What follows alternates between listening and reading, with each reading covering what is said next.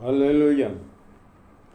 అత్యున్నత సింహాసనంపై ఆసీనుడా, దేవదూతలు ఆరాధించు పరిశుద్ధుడా, యేసయ్యా నా నిలువెల్ల నిండి ఉన్నావు. నా మనసారని సన్నిధిలో సాగిలపడి నమస్కారము చేసదా, సాగిలపడి నమస్కారము చేసదా. నమసారని సన్నిధిలో సాగిలపడి నమస్కారము చేసదా, సాగిలపడి నమస్కారము చేసదాం. 10 వసంతము నీ దయా కిరీటమే, ప్రకృతి కళలన్నీయు నీ మహిమను వివరించుని. ప్రభువ నిన్నే ఆరాధించుదా కృతజ్ఞతార్పణలతో, కృతజ్ఞతార్పణలతో. అత్యున్నత సింహాసనంపై ఆసీనుడా, దేవదూతలు ఆరాధించు పరిశుద్ధుడా, యేసయ్యా నా నిలువెల్ల నిండి ఉన్నావు. నా మనసారని సన్నిధిలో సాగిలపడి నమస్కారము చేసదా, సాగిలపడి నమస్కారము చేసదాం. పరిమళించని నా సాక్ష్య జీవితమే, పరిశుద్ధాత్ముడు నన్ను నడిపించి సున్నందుని. పరిమళించని నా సాక్ష్య జీవితమే, పరిశుద్ధాత్ముడు నన్ను నడిపించు సున్నందుని. పరిశుద్ధాత్మలు ఆనందించదా హర్షధనులతో, హర్షధనులతో. పరిశుద్ధాత్మలు ఆనందించదా హర్షధనులతో, హర్షధనులతో. అత్యున్నత సింహాసనంపై ఆసీనుడా, దేవదూతలు ఆరాధించు పరిశుద్ధుడా, యేసయ్యా నా నిలువెల్ల నిండి ఉన్నావు. నా మనసారాని సన్నిధిలో సాగిలపడి నమస్కారము చేసదా, సాగిలపడి నమస్కారము చేసదాం. పక్షిరాజువై నీ రెక్కలపై మోసితివే, నీవే నా తండ్రివై నా బాధ్యతలు భరించితివి. పక్షిరాజువై నీ రెక్కలపై మోసితివి, నీవే నా తండ్రివై నా బాధ్యతలు భరించితివి. యెహోవా నిన్నే మహిమ పరచదా స్తుతి గీతాలతో, స్తుతి గీతాలతో. యెహోవా నిన్నే మహిమ పరచదా స్తుతి గీతాలతో, స్తుతి గీతాలతో. అత్యున్నత సింహాసనంపై ఆసీనుడా, దేవదూతలు ఆరాధించు పరిశుద్ధుడా, యేసయ్యా నా నిలువెల్ల నిండి ఉన్నావు.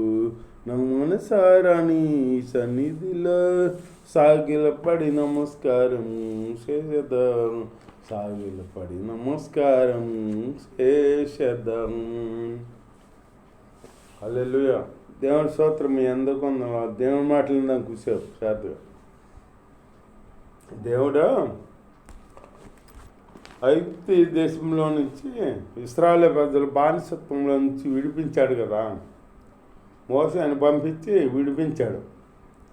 విడిపిస్తే ఈ పని ఏమో వెళ్ళమంటాడు, వద్దంటాడు, వెళ్ళమంటాడు, మళ్ళీ ఆగమంటాడు, నేను పంపిస్తానా, నా పనిని మానేసి అని అంటాడు పనులు. అట్లాగే 10 అద్భుతాలు అక్కడ చేస్తాడు దేవుడు. 10 శ్రమలు అక్కడ కలిగిస్తాడు ఐగుప్తులకి. ఆ తర్వాత పంపిస్తారు. పంపించినాక మళ్ళీ మళ్ళీ పరో హృదయం కట్టిన పడుతుంది అన్నమాట. కట్టిన పడి నేను ఎందుకు పంపించాను అని చెప్పేసి మళ్ళీ వెనకాల గుర్రాలు రథాలు వేసుకుని వచ్చేస్తారు. గుర్రాలు రథాలు వేసుకుని వస్తుంటే వీళ్ళేమో వెళ్తుంటే ఎదురేమో ఎర్ర సముద్రం వచ్చింది. వెనకాలేమో పరో రథాలు గుర్రాలు ఉన్నాయి. ఏం చేయాలో వీళ్ళకి అర్థం కాకుండా మోసేని చనుగుతున్నారు. మోసే మాకు ఐగుప్తిలోనే ఉంటామని అన్నాం కదా, మేము ఐగుప్తులకి దాసులు అయి ఉంటామన్నాం కదా, మేము ఇక్కడికి తీసుకొచ్చేందుకు మమ్మల్ని ఈ అరణ్యంలో సంపుదామని తీసుకొచ్చావా అని మోసేని సనుగుతున్నారన్నమాట. సనుగుతుంటే అప్పుడు మోసే ప్రార్థన చేశాడు. ప్రార్థన చేస్తే దేవుడు నీ చేతిలో ఉన్న కర్ర శాపమని చెప్పాడు దేవుడు.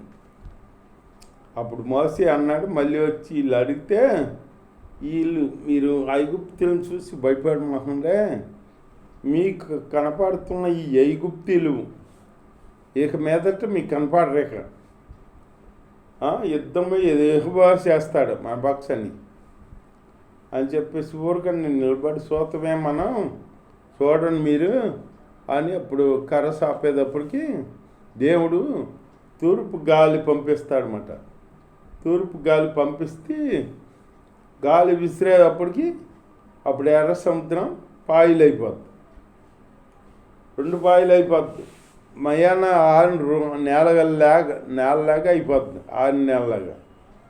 వీళ్ళు అప్పుడు మయాన మధ్యలో ఈ 6 నేల మీద నడిచి వెళ్ళిపోతారు అనమాట. నడిచి వెళ్ళిపోతుంటే వెనక పరో సైన్యం తరుముటో వస్తారన్నమాట. దేవుని స్తోత్రం, హల్లెలూయా. వీళ్ళు వెళ్తాం, వీళ్ళు వెనకాల వస్తాం, అన్నీ జరిగినాక వాళ్ళు కంగారు పడిపోతారు. ఇశ్రాయేలు వీళ్ళందరూ అటువైపుకి వెళ్ళి పైకి ఎక్కేసినాక అప్పుడు దేవుడు సముద్రాన్ని కలిపేస్తాడనమాట. కలిపేస్తే కలిసిపోతే అప్పుడు ఐగుప్తు వీళ్ళందరూ అందులో పడి చనిపోతారన్నమాట. పరో రథాలు గుర్రాలు ఇప్పటికీ ఆ ఎర్ర సముద్రంలో ఉన్నాయని చెబుతారన్నమాట. అట్లాగే మన దేవుడు అంత గొప్ప కార్యాలు చేస్తాడనమాట. అద్భుతమైన కార్యాలు చేస్తాడు, ఊహ మించిన కార్యాలు చేస్తాడు. మన ఊరికి నేను నిలబడి చూతమే, యుద్ధం చేసేది యెహోవా, యుద్ధం యెహోవాది అని అప్పుడు సముద్రంలో నుంచి అప్పుడు తీసుకొచ్చాక అరణ్యంలో నడిపిస్తుంటే నీళ్ళు లేకపోతే నీళ్ళు ఇస్తాం, ఆహారం లేకపోతే దేవదూతల ఆహారం కురిపించాడు దేవుడు. ఎన్ని చేసినా కానీ దేవుని ఇంకా సనుగుతుంటే ఇశ్రాయేల్ ఏదన్నా వచ్చిందనుకో, ఒకసారి మారాకి వెళ్ళారు. మారా నీళ్ళు చేదుగా ఉన్నాయి. చేదుగా ఉంటే వీళ్ళకి తాగుతాకి నీళ్ళు లేవు. నీళ్ళు లేకపోతే ఆ నీళ్ళు చూస్తేనే చేదుగా ఉన్నాయి. అప్పుడు మోసేని సనుగుతూ మొదలెడితే అప్పుడు మోసే వచ్చి ఒక చెట్టు కొమ్మలు కొట్టి అందులో వేస్తాడనమాట. అందులో వేస్తే ఆ నీళ్ళు మధురంగా మారుతాయి. అప్పుడు ఇశ్రాయేలు సర్వసైన్యం కడుపు నిండా నీళ్ళు తాగుతారన్నమాట.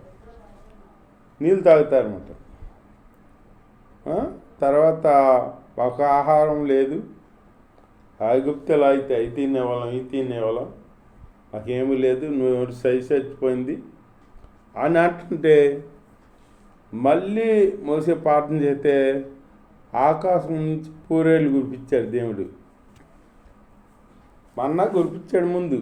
ఈ మన్నా తప్పితే మాకు ఏమీ లేదు, మా నోరు చచ్చిపోయింది అని అంటుంటే అప్పుడు ఆకాశం నుంచి పూరేళ్ళు కురిపించాడు దేవుడు.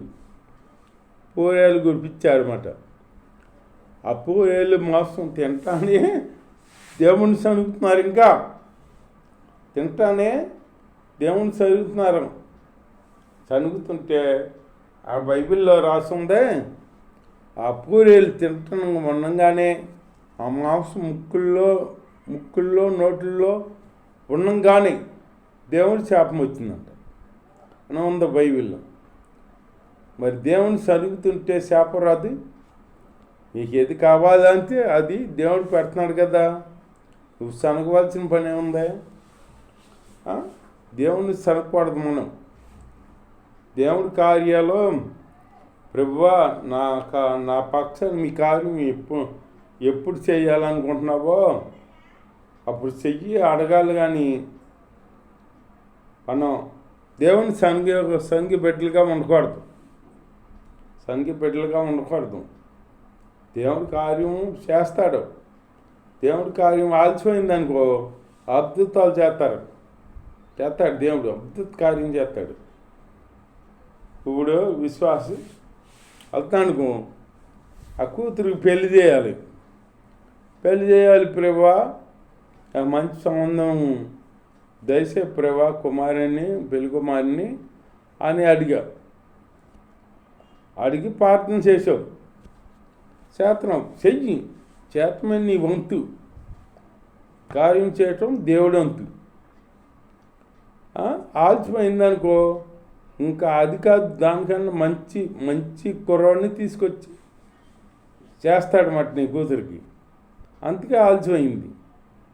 ఇదే కాదు, ఏదైనా ఆలస్యమైతే దేవుడి కార్యాలు, అద్భుత కార్యాలు చేస్తాడు మన పక్షాన్ని. అంతేగాని మనం ప్రార్థన మానకూడదు, మనం దేవుని సనకూడదు, సనికి బిడ్డలుగా ఉండకూడదు. దేవుని గణపరుచుకుంటూ, దేవుని మహిమపరుచుకుంటూ దేవునిలో ముందుకు సాగాలి ఆత్మీయంగా. అంతేగాని దేవుని సన్నిహితమని, దేవుణ్ణి గొనుగుతామని అవి ఉండకూడదు మనలో. అట్లాంటి జీవితం, గొనుగే జీవితం మనలో ఉండకూడదు.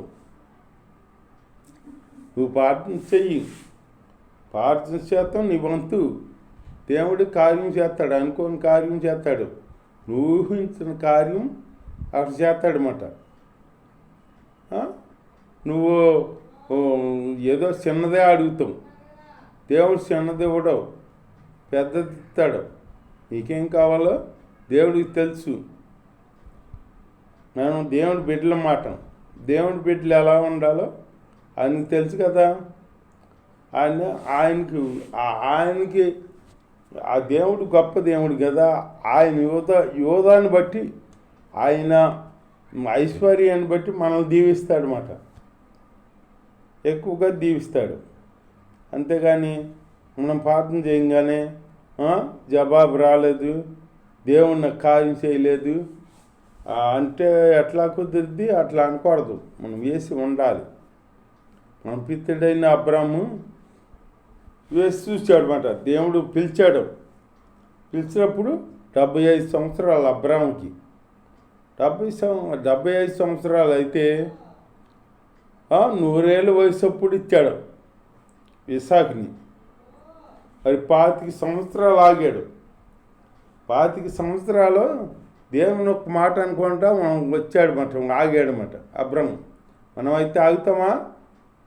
ఏం దేవుడు, ఏం లోకం, సంతానాన్ని ఇస్తా అన్నాడు, ఆకాశ నక్షత్రాలు లాంటి విస్తారంగా ఇస్తా అన్నాడు, ఇసుక రేణువుల కంటే ఎక్కువగా ఇస్తా అన్నాడు. సంతానం ఇవ్వలేదు, ఏం ఇవ్వలేదు. దేవుని వెంబడిస్తూ వరద అయిపోతుంది అని నువ్వు సనకూడదు. సనక్కుండా నువ్వు దేవుని మాట విన్నావు అనుకో, అబ్రాహం ఇక్కడ చూడు దేవుని మాట విన్నాడు, అది అతనికి నీతిగా ఎంచబడింది అన్నమాట. ఇప్పుడు అబ్రాహము విశ్వాసులకి తండ్రి అయ్యాడనమాట. అంటే నిరీక్షణ లేని టైంలో దేవుడిని నమ్మాడు, దేవుడు రమ్మన్న సాటికి వచ్చాడనమాట. అబ్రాహం విశ్వాసం మనలో కాడ ఉండాలి. విశ్వాసం కలిగి దేవుడిలో జీవించాలన్నమాట.